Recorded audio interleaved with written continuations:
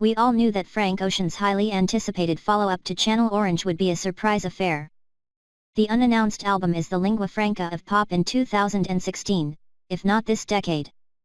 Still, the singer-songwriter formerly known as Christopher Bro managed to wring some twists out of what has become a familiar marketing strategy. Early Friday morning, August 19, he unveiled a 45-minute short film, Endless, on Apple Music with no prior warning, and with the promise of more music to come. Then on Saturday morning, he presented a video clip for Nike's, a weird melange of neon visuals and beautiful naked bodies. That evening, he delivered the main course or two, if you happened to make it to one of 4 pop-up shops where he distributed free copies of his Boys Don't Cry lookbook. Those magazines contained a CD version of his new album, Blonde, that has a different track sequence than the one that appeared on Apple Music at the same time. The result is 2 new albums, and a half, for the Frank Ocean fan to digest.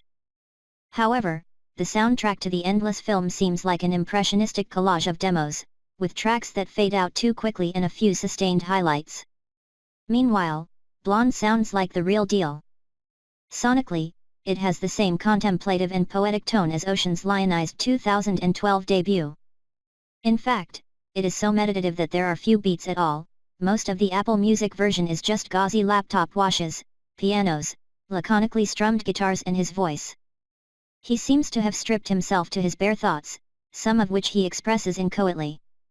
On Close to You, he manipulates his vocals with odd effects so that they sound like a blur. Other times, he sings in cryptic verse. Bad luck to talk on these rides / mind on the road / yet dilated eyes / watch the clouds float / white Ferrari / had a good time, he says on White Ferrari.